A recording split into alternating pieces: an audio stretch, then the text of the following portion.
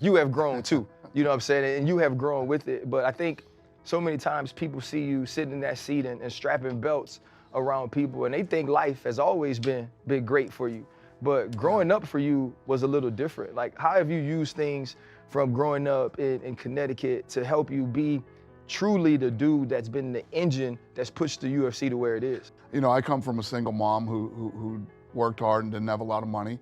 And, you know, the one thing that was very lucky for me is, I'm sure you guys run into this all the time with young people. If you ask them, let's say they're in college, and you ask them, you know, what's your major? Like, well, I'm majoring in political science, but I think I'm gonna switch to this. They went to college because everybody told them if you didn't go to college, you wouldn't amount to anything. Yeah. So they get to college and they don't know what the hell they want to do. And the key to life is finding out who you are and what it is you love to do and what it is you want to do for the rest of your life. And where I was very lucky is I always knew, you know, and I always knew I wanted to be in the fight business. And, you know, back then, you know, you're talking the mid 80s, people thought that was the dumbest shit they ever heard.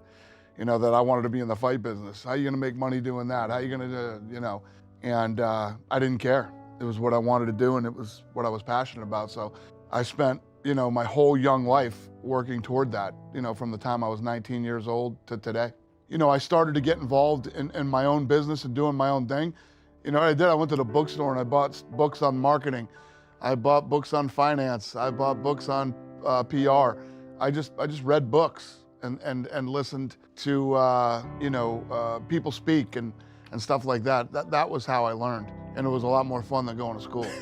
Self-taught. Exactly. Self-taught, man. The brand was horrible. The brand, you know, was called human cockfighting. It was illegal in many states, wasn't sanctioned by the athletic commissions. And, you know, we saw what we thought it could be if it was done the right way, marketed the right way, run toward regulation, get it regulated, should be a real sport. These are real athletes. I mean, and when you looked at it, you have guys that could punch, kick, wrestle, do submissions, yet boxing, kickboxing, wrestling, judo, and all those things were legal in actually Olympic sports. Right. Why couldn't this be something, you know? So that was how we looked at it. The other thing that I always thought is that this could be a global sport and that this would work all over the world, because no matter what color you were, what language you spoke, what part of the world you were from, we're all human beings, man, yeah. And we like fighting.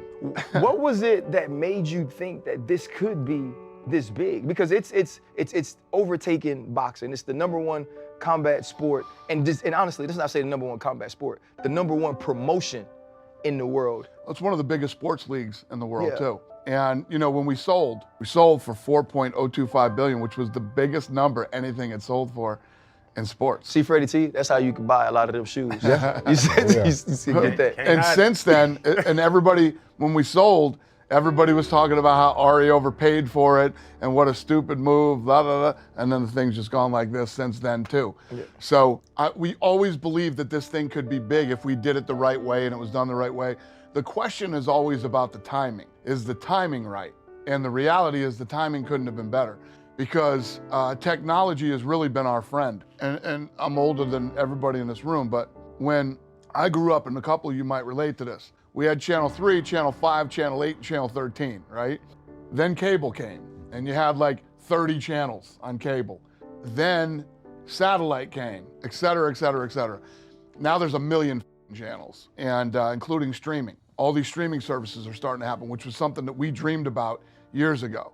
Because if you think about what my philosophy is, that this works everywhere, everybody gets it, everybody likes it. How many people are there in the world? 7.5, 8 billion people in the world, right? What's my ceiling? Right, what's stopping you? The more you continue to grow the sport and the more people you get to it, and you've been to a live event, right? Yeah. There's nothing better on TV than football. Football's the best sport in the world to watch on TV. It's fun, it's exciting. You don't even have to be a fan of the teams, and you love football. Going to a football game live, it's not as exciting. It's not as good of an experience as watching it on TV, in my opinion. Basketball, it's bad. It's fun as hell to go to a live basketball game, right? It's very energetic. Especially at the Garden. These dudes are huge, running, Quick as slamming, hell. Yep. you know, great passes. It's so much fun. So I could go on and on. The UFC is awesome on TV. It's a great television product, whether you're at home with your friends or if you're watching it in a bar, it's great. But when you go live, there's nothing like a UFC event live. And as we continue to travel this thing around the world and people come and experience that live event, nobody walks out of a live event and goes, yeah, I'm never coming to one of these again. Right. You know what I mean? Yeah. It's the exact opposite. You become addicted. So as we continue to move around, and now that all this COVID bullshit's going away, and we can actually start going back into other countries and putting on events. You got kicked out of high school, you don't have a college degree. You took a $2 million business into a $4 billion business. But now you're worldwide. Like that process of 2 million to 4 billion, how hard was that? Yeah, it was hard. It was hard, yet at the same time, it was awesome. We had a blast. I did it with people that I love. I mean, we were just talking about this the other day. One of the guys that works for me here worked for Major League Soccer and he worked for the NFL. He said, you know what's so crazy about this place? When you walk around this building, people are like, yeah, I've been here for 8 years. I've been here for 10 years, 15 years, 20 years. My staff that works here has been here forever. Yeah. He was telling me that in sports in general, there's like a 3-year window where people just keep churning through the place.